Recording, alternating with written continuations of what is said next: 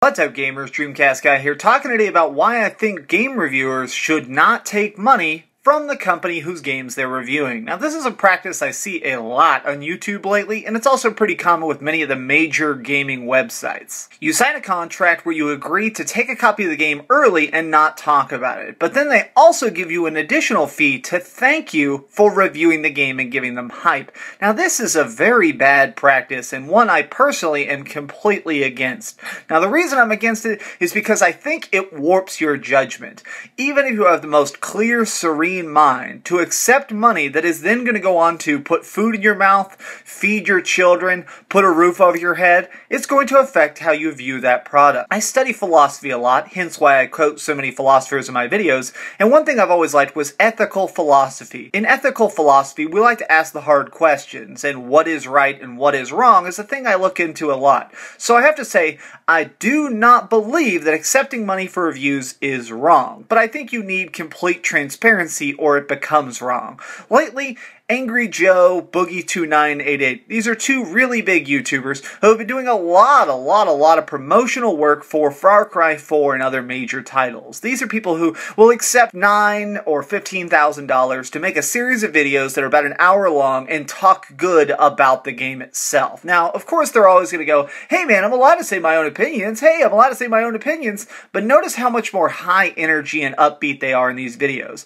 They just received $15,000 to play a video game before anybody else in the world. It's going to warp your mind a little bit. You're not going to see that project as clearly. On the other side of the coin though, there's reviewers like myself. Me, I get my games either launch day or a day or two before launch day due to a friend up in Canada who mails me stuff sometimes. And when I receive it, I just sit down, I start reviewing it, I take some notes, and I really objectively look at it. I play, about 20 hours, really write my thoughts down as I'm playing it, really try and get a clear message of what the game is trying to do, how well it executes it, how well the story is, how well the mechanics work, how well the game itself as a whole, as an art form, functions. If I believe it functions well, I give it a good score. If I believe that it has problems, I want to point them out so you, the consumer, know what you're getting into. To be informative and to be entertaining is my objective. But these people, they have a third objective, which is to get you to buy the product.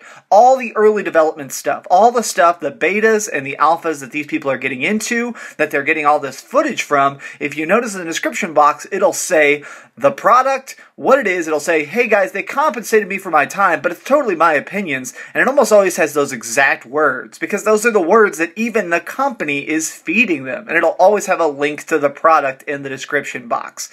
That's just not clear. That is what is called in the marketing world native advertising. So whenever you make an ad, you make a big, bright, flashy thing. It's supposed to grab their attention. And normally, these actually divert people's gaze away from it. It does not pull them in. So instead, what people have started to do is what's called native advertising. You go out and you find somebody who already has an audience, like Angry Joe, who has millions of subscribers. And you go to Angry Joe and you go, okay, if you say good things about this game, they won't even look into it. They will take your opinion as their opinion. I'm not even saying these people are sheep, because I myself do it too. Humans are a social species. The more you let somebody into your mind, the more you trust somebody, the more their opinion holds weight. Like right now, if Angry Joe or Boogie2988 told me that the Xbox One was the greatest console ever, or the PlayStation 4 was the greatest console ever, it'll stick in my mind more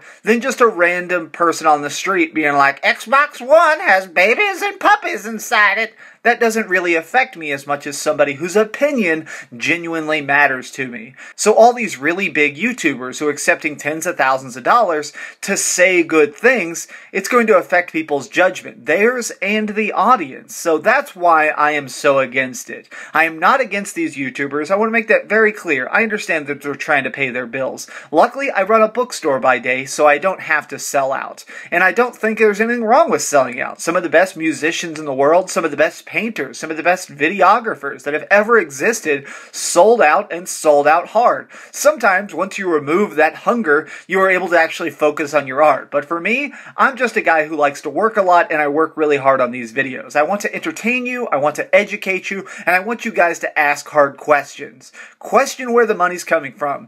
Question why they're saying what they're saying. But most of all, question me, because I want people to look for the hard truths. This has been DreamcastGuy, telling you to keep gaming, keep reading, and keep dreaming.